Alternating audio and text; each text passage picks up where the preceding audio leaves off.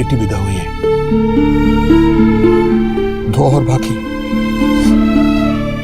अगर नेहा की विदाई पर हम ऐसे टूट जाएंगे तो रिया और निकी का क्या होगा?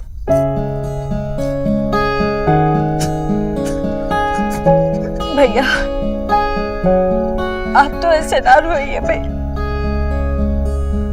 क्यों भाई? नेहा तेरी अकेली की बेटी है, हाँ? चल, कन्यादान हो गया, व्रत खोलना है ना? चल नहीं है। अरे चुप कर। तेरी विदाई के वक्त मां को भी खिलाया था मैंने, जैसे आज तेरे लिए खाना लेकर आया हूं, और यही कहा था मां से कि ये दुनिया की रीत है, बेटी को दूसरे के घर जाना ही होता है। चल भैया नहीं चाहिए। थोड़ा सा। और ये तो सोच कि तू नेहा से कभी भी मिल सकेगी, उसको अपने घर बुला सकेगी। इतनी हिम्मत वाली है तू ईश्वरी, इतनी कमजोर हो सकती है मेरी बहन भला?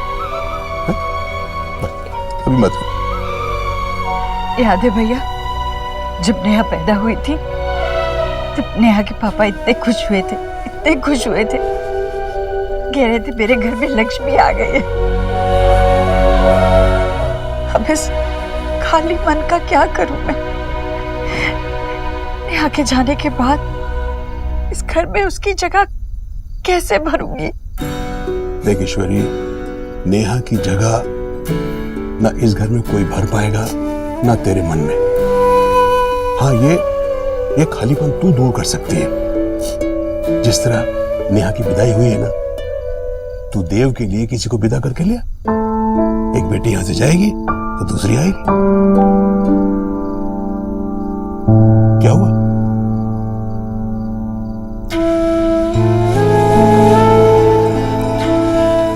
भैया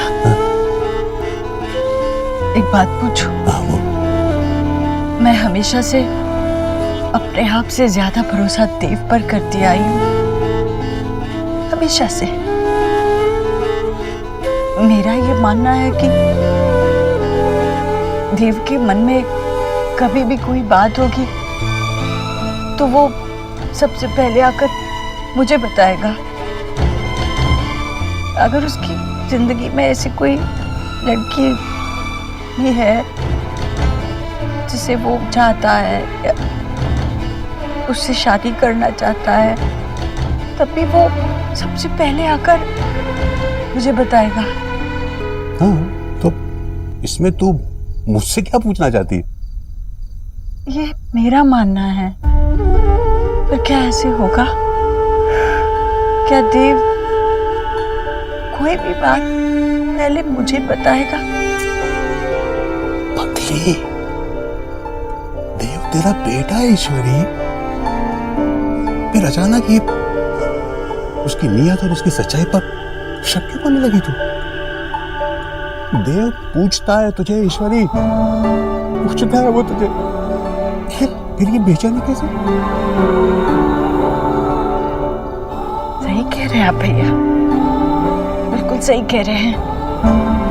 देव तो मेरा इतना ख्याल रखता है कि कभी कभी लगता है कि देव मेरा बेटा है या मैं उसकी औलाद हूँ। चल अभी शांत हो जा और एक बात सुन, देव जैसा बेटा किस्मत वालों को ही मिलता है, समझी?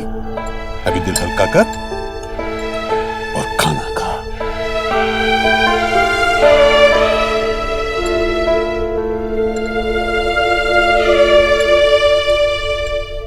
लड्डू बिट्टू, क्या बदतमीजी है ये? इतनी देर से समझा रही हूँ, बात समझ में नहीं आती तुम दोनों को। रणवीर, तुम बोलो ना इनको मेरे साथ चलने के लिए। लड्डू,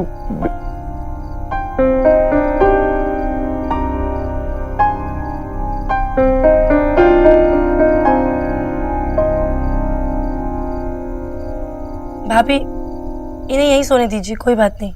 नेहा, मैं सच कह रही हूँ, जब से इनके पापा आए ना, ये दोनों इतना बिगड़ गए हैं। शरारत करते थे लेकिन कभी बदतमीजी नहीं करते थे। I am really sorry Neha. It's okay भाभी। चुप, बिल्कुल चुप। अगर अगली बार तुम दोनों की आवाज आई ना तो दोनों को बाहर पकड़ के लेके जाऊंगी। दिन भर के थके हुए हैं, 10-15 मिनट में सो जाएंगे।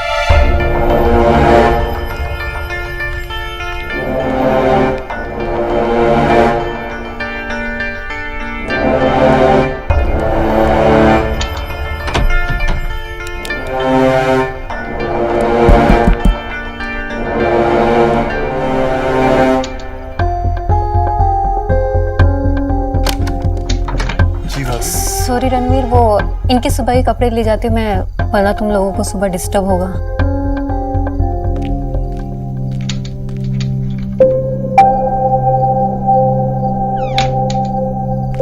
सॉरी।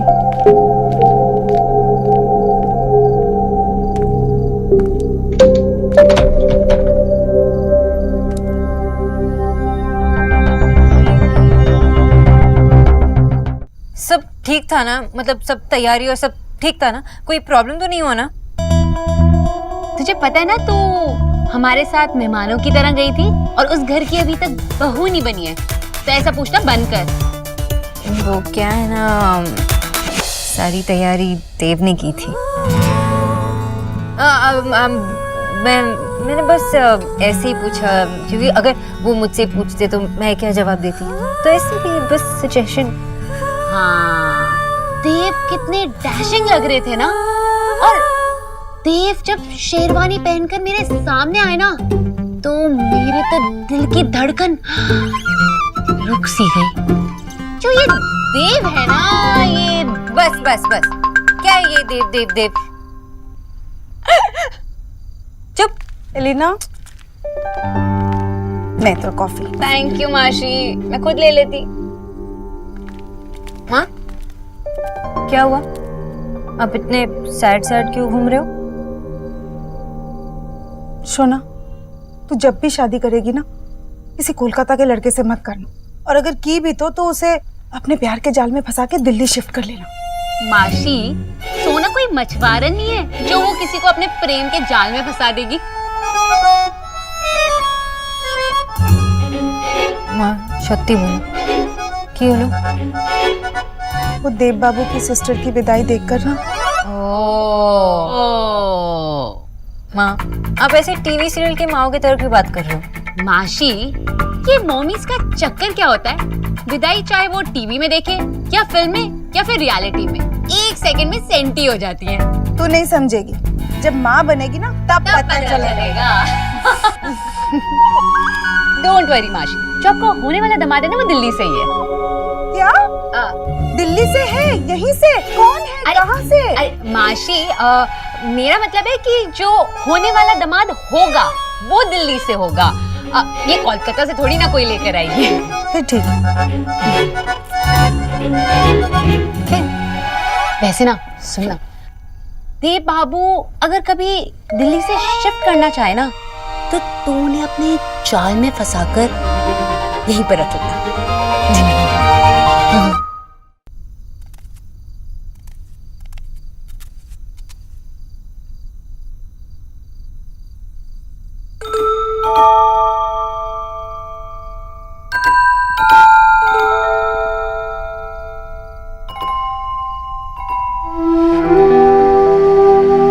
अकेले अकेले रोने का प्लान है क्या?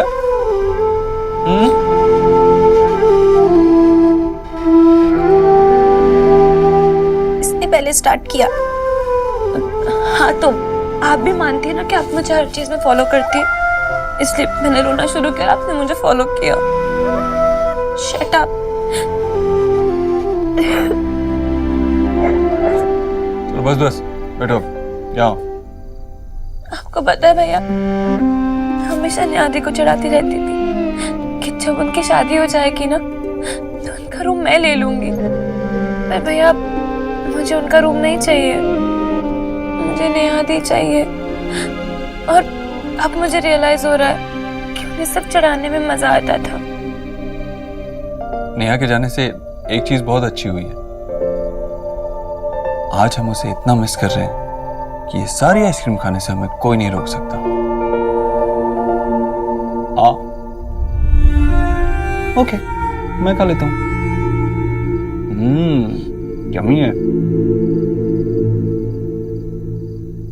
भैया आपको याद है आपका और नेहा दी का वो बर्फ के गोले वाला इंसिडेंट? कौन सा?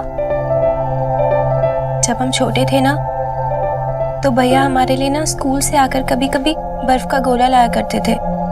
मेरे लिए तो कभी नहीं लाए। अरे स्टूपिड, तू बहुत छोटी थी, हाँ। खा भी नहीं सकती थी।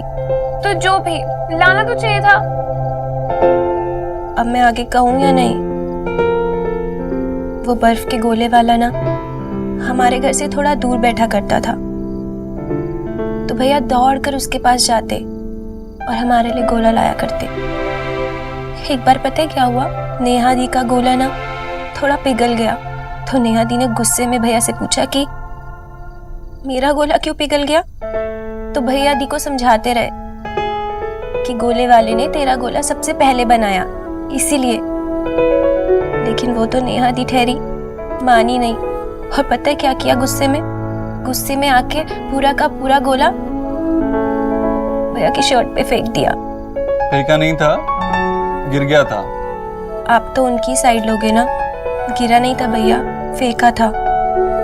नो, फेंका नहीं था, ऐसे नाक पे लग गया था।